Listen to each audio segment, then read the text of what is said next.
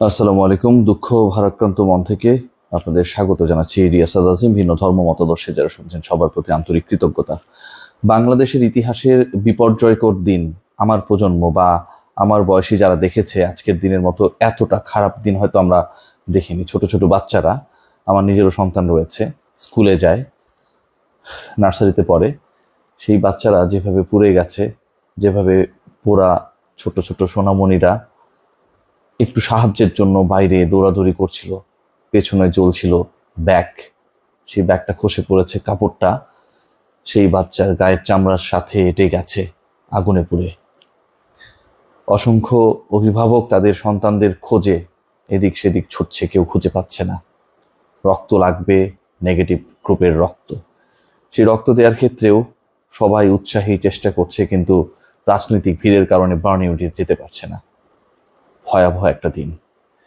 এই দিনে আজকে আমার কোনো ধরনেরই আসলে স্পোর্টস রিলেটেড আলোচনা করার ইচ্ছে নেই। সকাল থেকে আপনারা দেখছেন যে আমি চেষ্টা করেছি আমার পেজের মাধ্যমে যতটুকু যুক্ত করা যায় মানুষজনকে এই ভয়াবহ দুর্ঘটনার সাথে, এবং মানুষের সাহায্য কতটুকু এনশিওর করা যায় সেই চেষ্টাটা করেছি। বাট কিছুক্ষণ আগে একটা পেজের কিছু স্টেটমেন্ট চোখে পড়লো, এবং এই আলোচনাটা শুধুমাত্র আমি আমার ইউটিউব পেজে করছি, যেটা আসলে আটকে ওঠার মতো। আমি জানি না সত্য মিথ্যা কি, হয়তো পরবর্তী সময়ে বাংলাদেশের যারা ইন্টেলিজেন্স এজেন্সিতে কাজ করেন তারা খুঁজে বের করবেন, বা এই পেজটাকে যারা মনিটর করছেন তারা খুঁজে বের করবেন যে এখানে যে স্টেটমেন্টগুলো দেয়া হয়েছে এগুলো কতটুকু সত্য, কতটুকু মিথ্যা। ভয়াবহ যে তথ্যটা উঠে এসেছে সেটা হচ্ছে একটা পার্টিকুলার পেজ, এবং যেই পেজটার ট্যাগটা হচ্ছে anonymous main page. Anonymous main page থেকে বলা হচ্ছে যে কথাটা, সেটা হচ্ছে a school building will collapse leaving lots of kids. এরপরে বলা হচ্ছে we see a terrible disaster fast coming, this will be a result of poor maintenance of that building, we shall do everything in our power to avert this terrible catastrophe we have seen coming. এই যে কথাটা বলা হয়েছে এখানকার শুরুর লাইনটা হচ্ছে, এবং একদিন আগের এই পোস্টটা, a school building will collapse leaving lots of kids. একটা স্কুল বিল্ডিং ভেঙে পড়বে, সেটা কলাপস করবে, এবং সেটা রিজন হিসেবে সেখানটায় বলা হচ্ছে we see a terrible disaster fast coming, this will be a result of poor maintenance on the building. সেই বিল্ডিং এর বা সেই ভবনের পোর মেইনটেনেন্স, ব্যবস্থাপনাগত ত্রুটির কারণে এরকম একটা ঘটনা ঘটবে, এবং সেটা একটা স্কুল বিল্ডিং এ ঘটবে। এরকম একটা ভবিষ্যৎবাণী অ্যানোনিমাস মেইন পেজ নামে একটা ফেসবুক পেজ থেকে দেওয়া হয়েছে একদিন আগে, এবং একদিন পরে বাংলাদেশের একটা স্কুল বিল্ডিং, মাইলস্টোন কলেজের বিল্ডিং এ বিমান আছড়ে পড়েছে।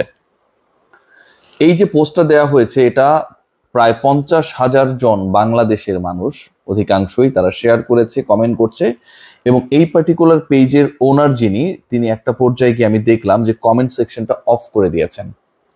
এবং 1 ঘন্টা আগে একটা নতুন পোস্ট এসেছে, আপনাদের সাথে ব্যাপারগুলো শেয়ার করছি, কারণ জিনিসগুলো আসলে কাকতালীয় নাকি কোনোভাবে কোনো পরিকল্পনার অংশ সেটা আমরা কেউ জানি না। সো আমাদের সবারই সচেতন থাকার দরকার এই মুহূর্তে। 1 ঘন্টা আগে যে পোস্টটা দেওয়া হয়েছে এটারও ভয়াবহ। Bomb will detonate in Bangladesh in few weeks from today. বাংলাদেশে বোম ডেটোনেট করা হবে আজকের দিন থেকে কয়েক সপ্তাহের মধ্যে। We are certain of this as the plot is currently ongoing by the enemies of the mention country. একটা প্লট রেডি করা হয়েছে এই বোমের যে ইস্যুটা বলা হয়েছে, ফিউ উইকস পরে যেটা ঘটবে, এবং সেটা হচ্ছে এই পার্টিকুলার দেশের সাথে শত্রুতাপূর্ণ সম্পর্ক যাদের, তারা এরকম প্লট একটা রচনা করেছে। Hotels and hospitals are the major target. বাংলাদেশের হোটেলস অ্যান্ড হসপিটালস, এবং আরো যদি আমি পার্টিকুলারলি বলি এটা হচ্ছে ঢাকা শহরের, কারণ হোটেলস হসপিটালস ওইরকম বড় হোটেল বড় হসপিটালে আপনি যদি সত্যি যদি এটা হয়ে থাকে, কোনো প্ল্যান বা প্লট করা হয় অ্যাটাক করার, বোমার কথা বলা হচ্ছে, তাহলে সেরকম ঘটনা ঘটানো সম্ভব শুধুমাত্র ঢাকা শহরে, যেহেতু এটা ঘনবসতিপূর্ণ, বড় বড় হোটেলস রয়েছে, হসপিটালস রয়েছে, এবং কেউ যদি সত্যি টার্গেট করে রাজধানী ঢাকাকেই টার্গেট করা হবে। একদিন আগে পোস্ট করা হলো স্কুল বিল্ডিং কলাপস করবে, আজকে স্কুল বিল্ডিং তারা বলেছে পোর মেইনটেনেন্সের জন্য কলাপস করবে। ভিন্ন রিজনে কলাপস করলেও সেই কলাপসের সাথে এটার একটা যোগসূত্র অনেকে খোঁজার চেষ্টা করছে। আবার বাংলাদেশকে নিয়ে ঠিক 1 ঘন্টা আগে যে পোস্টটা করা হয়েছে সেখানটায় স্পষ্টভাবে বলা হচ্ছে যে একটা বোম ডেটোনেশনের একটা ঘটনা ঘটবে এবং সেই ঘটনার সাথে ক্ষতিগ্রস্ত করার যে লক্ষ্য স্থির করা হয়েছে প্রতিপক্ষ বা এনিমিদের দ্বারা, সেটার টার্গেট হচ্ছে হোটেলস অ্যান্ড হসপিটালস। আমি খুবই খুবই টেন্সড আসলে। আমি বিশ্বাস করতে চাই যে এই তথ্যগুলোই, মানে যে খবরগুলো এসেছে এই পার্টিকুলার পেজ থেকে, এগুলো সবগুলোই ভুয়া। কাকতালীয়ভাবে কিছু জিনিস হয়তো কিছু অংশ লেগে গেছে, এবং যেহেতু লেগে গেছে সেটা তার পেজের কাটতি বাড়ানোর জন্য এরকম কোনো কিছু করার চেষ্টা করলে করতেও পারে, এটা আমি বিশ্বাস করতে চাই। এত স্পেসিফিক ভাবে কারো কাছে তথ্য যদি থেকে থাকে এবং সেই তথ্যটা যদি সে পেয়ে থাকে, তাহলে নিশ্চয়ই বাংলাদেশের গোয়েন্দা সংস্থার সাথে যারা জড়িত তাদের কাছেও অন্তত ইনফরমেশন থাকার কথা ছিল। দ্বিতীয় যে পয়েন্ট খুব গুরুত্বপূর্ণ, যে আজকে যে ফ্লাইটটা ক্র্যাশ করেছে আপনারা সবাই জানেন, এটা প্রশিক্ষণ বিমান, যুদ্ধ বিমানগুলোর যে প্রশিক্ষণ মডেলের বিমানগুলো রয়েছে সেগুলোর একটা। সেই প্রশিক্ষণ বিমানের যিনি পাইলট ছিলেন তাকে ইজেক্ট করার জন্য বলা হয়েছিল, তিনি কিন্তু নিজেকে সেফ না করে চেষ্টা করেছেন বিমানটিকে এমন একটা জায়গায়, তিনি দেখছেন যে এটা বিধ্বস্ত হবে, সেটা যেন লোকালয়ে না হয়, একটা মাঠের মধ্যে চেষ্টা করেছেন জীবন দিয়ে হলেও। সো এখানটায় আসলে কিভাবে ওই স্কুল বিল্ডিং কলাপসের যে স্ট্যাটাসটা দেওয়া হয়েছে সেটা লিঙ্ক করে, এটা আমার বোধগম্য না, আমি বুঝতেছি না। আর পোর মেইনটেনেন্সের কথা বলা হয়েছে school building A, not that particular training aircraft, right? যদি এমন বলা হতো যে ট্রেনিং এয়ারক্রাফটে পোর মেইনটেনেন্সের জন্য সেটা একটা স্কুল বিল্ডিং এ কলাপস করবে, তাহলেও এটা সেন্স মেক করতো। কিন্তু কোনো কিছুকে আসলে উড়িয়ে দিতে পারছি না, চাইলেও মন থেকে পাচ্ছি না। এবং সবচেয়ে বড় ভয়ের কারণ যেটা, সেটা হচ্ছে যে হসপিটালস অ্যান্ড হোটেলসে আঘাত করা হবে, এবং সেই আঘাতটা করা হবে এই যে স্ট্যাটাসটা দেওয়া হয়েছে, যেই দেশকে মেনশন করা হয়েছে বাংলাদেশকে, সেই বাংলাদেশের উপরই, এবং পার্টিকুলারলি হয়তো সেটা ঢাকা শহরে অ্যাকর্ডিং টু দ্য স্ট্যাটাস, এবং সেটা হচ্ছে কয়েক সপ্তাহের মধ্যে। যেই তথ্যটা বলতে চাই আবারও, আমাদের এখন যেটা করার রয়েছে, আমরা ভিড়ভাট্টা না করে, ভিডিও না করে, আমরা মানুষদেরকে, ওই যে রিক্সাওয়ালারা যারা হচ্ছে মাইলস্টোন কলেজের আশপাশে, তারা নাকি হচ্ছে 20 টাকা রিক্সা ভাড়া 200 টাকা চায়, ব্যবসায় বসে গেছে। চটপটি ঝালমুড়ির দোকানও নাকি আশপাশে হয়ে গেছে, ক্ষুধার্ত মানুষ তাদের আত্মীয় স্বজনকে, তাদের ছোট্ট সোনামণিদের খুঁজতে গেছে সেখানটায়।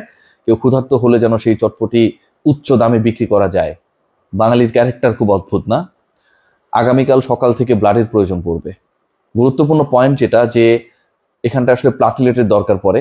4 ব্যাগ নর্মাল ব্লাড আমরা যেটা দেই, সেটা থেকে 1 ব্যাগ প্লাটলেট তৈরি হয়, বা 1 ব্যাগ প্লাটলেট আপনি সংগ্রহ করতে পারেন। আগামীকাল সকাল 8টার পর থেকে আসলে এই প্রয়োজনটা হবে। 24 ঘন্টা রোগীদেরকে ব্লাড দেয়া হয় না বার্ন কেসে, যেটা আমরা হসপিটাল মারফত জানতে পেরেছি। সো আগামীকাল ব্লাডের একটা সংকট হবে।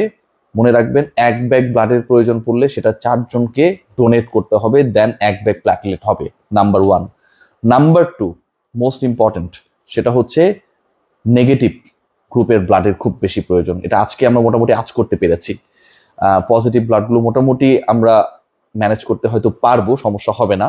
আমি আমার পেজের মাধ্যমে আমি সবাইকে জানানোর চেষ্টা করেছি যে আসলে আপনারা যেন রেডি থাকেন, সবাই যেন ওখানটায় অন্তত একটা কমিউনিকেশনের মাধ্যম হিসেবে আমার ফেসবুক পেজটাকে ব্যবহার করতে পারেন, প্ল্যাটফর্ম হিসেবে ব্যবহার করতে পারেন, সেই অনুরোধটা রেখেছিলাম। সবাই সেখানটায় স্বতঃস্ফূর্তভাবে সাড়া দিয়েছে। তবে নেগেটিভ গ্রুপের ব্লাডের খুব বেশি প্রয়োজন পড়বে, এবং এই ব্লাডটা কিন্তু আগামীকাল খুব বেশি প্রয়োজন পড়বে আপনার 8 AM মর্নিং। সো আপনারা যারা প্লিজ বিভিন্ন অর্গানাইজেশনের সাথে জড়িত, সন্ধানী, বাঁধন, ইউনিভার্সিটিসগুলো একটা বড় রোল প্লে করে। আমি ঢাকা ইউনিভার্সিটিতে একটা সময় ডিবেটিং সোসাইটির সাথে ছিলাম, আমাদের পাশেই বাঁধনের অফিস ছিল, হল ডিবেটিং ক্লাবের পাশেই বাঁধন ছিল, তারা ট্রিমেন্ডাস রোল প্লে করে। সো তারা যেন এখানটা একটা বড় রোল প্লে করে। সাধারণ মানুষ যাদের ব্লাড গ্রুপ নেগেটিভ, আপনারাও যেন একটু হেল্প করেন স্বতঃস্ফূর্তভাবে বার্ন ইউনিটে গিয়ে। সবার জন্য মঙ্গল কামনা করছি, বাংলাদেশ যেন বিপদ থেকে রক্ষা পায় সেই প্রার্থনায় শেষ করছি। সবাই ভালো থাকবেন।